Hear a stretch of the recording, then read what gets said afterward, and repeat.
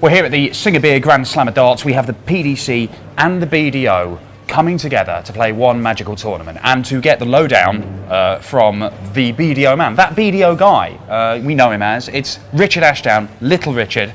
This is ridiculous. Have that. Yeah, we were going to have the Ashdown lowdown, but I'll get a bit higher now. But you are a man who knows everything there is to know about the BDO, and some of the guys out there might not have been able to see it because we've got Lakeside on the telly, bit of the World Masters is on the telly, but there are guys here who are showing that they can throw serious darts. Yeah, I think if you look at the results yesterday, 7 players defeated, only 1 win. I don't think it's a fair reflection on the BDO in general.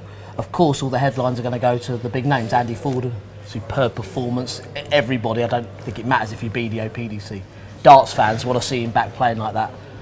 Scott Mitchell played very, very well, but obviously was up against a terrific player in Peter Wright, and Martin Adams is taking all the headlines because of his performance. I think anybody that knows Martin knows he was capable of that and wasn't too surprised. I think it was just great to see him do it on the Grand Slam stage because of all the history of him not playing here before. Yeah, of course, and Mitchell averaged nearly 105 in his game, but Gert de Vos, I mean, he can play some serious darts as well. He's a little bit unlucky. Yeah, I think he's the one player in that afternoon session where he had chances to go 3-0 and 4-1, misses at double 10, and you have to take them. You're playing Robert Thornton, he's an absolutely brilliant dart player. If you don't take the chances, you're going to get punished.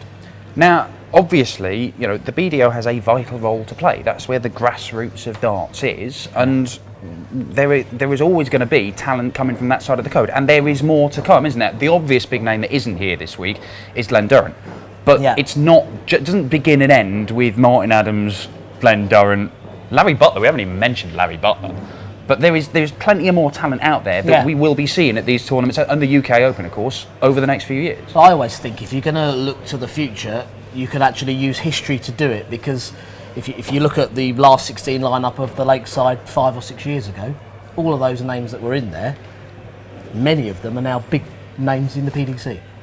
So we know the quality's there, it's just that it's not proven quality.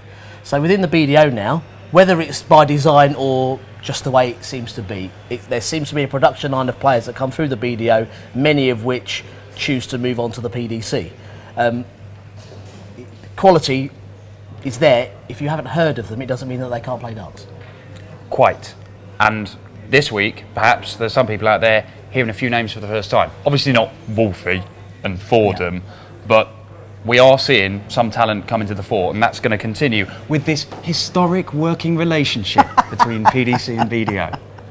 Ebony and ivory. There we go. BDO and PDC. Lovely. Wonderful. I'm tearing up. Thank you. Cheers.